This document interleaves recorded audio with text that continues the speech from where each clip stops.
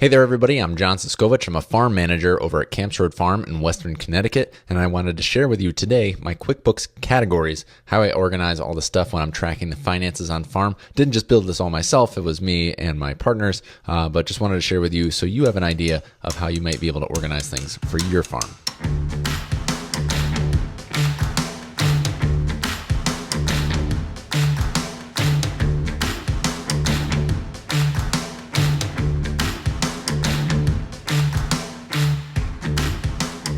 So first we're going to go over the broad categories, and then we're going to go over some of the things within those categories a little bit more specifically. So with the broad categories, I start off on the top of the list. And what I did with this, what you're looking at right now, I went to my QuickBooks profit and loss, and I did an Excel export. I didn't want to accidentally show you anything that I wasn't supposed to show you through our QuickBooks. So to play it safe, I exported all of my categories from my QuickBooks account, deleted the numbers because that's not what this video is about. We're just talking about how everything is organized in my QuickBooks. So looking at the top, we start with income.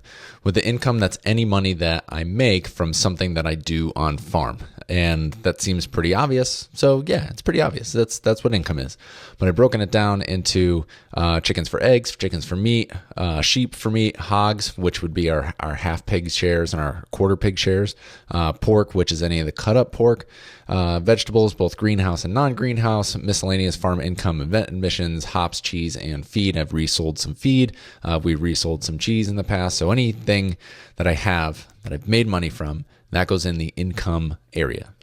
Then we're going to go down to cost of goods sold. Cost of goods sold it's not overhead. It's not like your chicken tractors or your farm rent or your insurance. Those are costs that need to be covered by the things that you do sell. But the cost of goods sold is anything that you need to produce, exactly to produce that thing that you're selling. So for instance, as vegetables, cost of goods sold would be seeds, started plants, fertilizer, any kind of expendable thing that goes into creating that, whatever that is. If you take chickens, for example, cost of goods sold would be feed, would be the baby chicks themselves, the electricity that you use in the brooder, any grit or anything else, and then the processing at the end. That all goes into creating that one product. It's not managing your whole farm, it's creating that one product.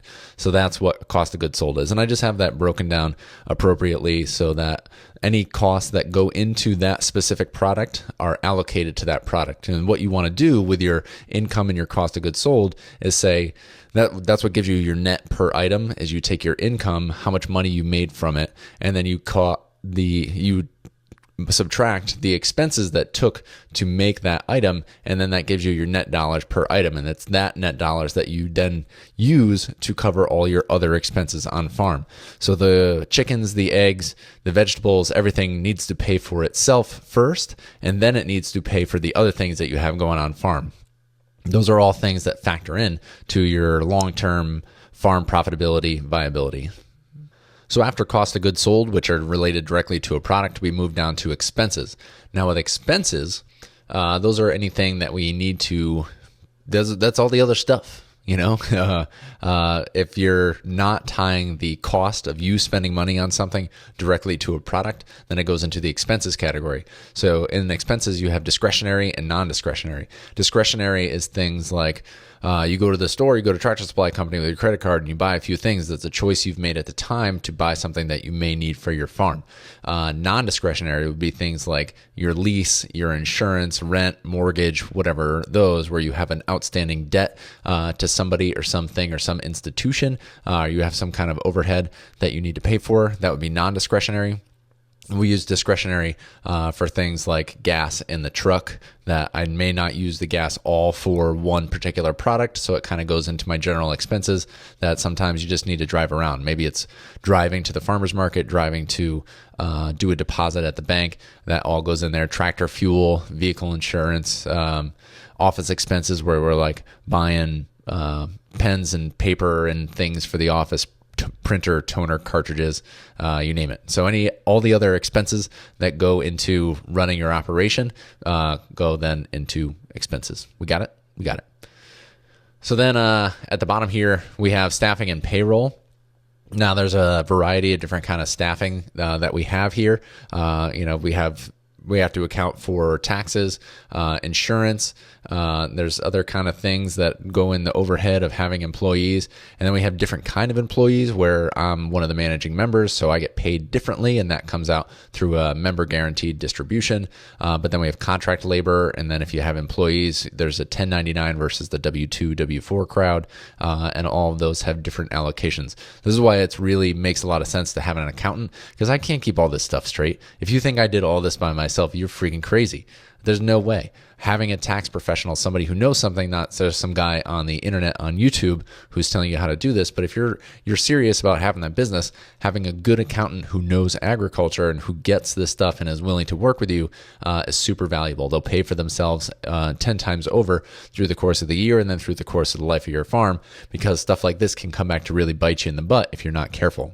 I skipped right over capital expenses. Capital expenses is one of the most fun things that you got. Those are your big purchases, the big money items. Cash money. So when you have capital expenses, those are things that it's a big purchase like a truck or a tractor or a house or a barn or anything big, some kind of money outlay where your accountant does these beautiful things where you can take the tax implications of that large purchase and amortize it out over the next couple of years, and it does stuff and it's great and it helps you with your taxes, and it's wonderful. So I don't 100% understand it. I understood it at one point, not enough to relay it to you. But this is why, again, I will say get a professional tax person, because they're going to know all this stuff like the back of their hand. I love to farm. I don't love all of this stuff, but I need to know it in order to be able to farm. And the more educated of a conversation I can have with my tax accountant or any other professional that I'm working with, the more I'm able to forward my business. So any large equipment, we broke it down into subcategories where we would have things that were chicken large expenses or just general farm large expenses or some kind of machinery equipment, and kind of had that all laid out over the last couple of years. We haven't bought anything really big in the last year or two, so I didn't even use this category this year really, because I'm just kind of up and running at this point. So last but not least, how could I forget? Net income. Come on, net income.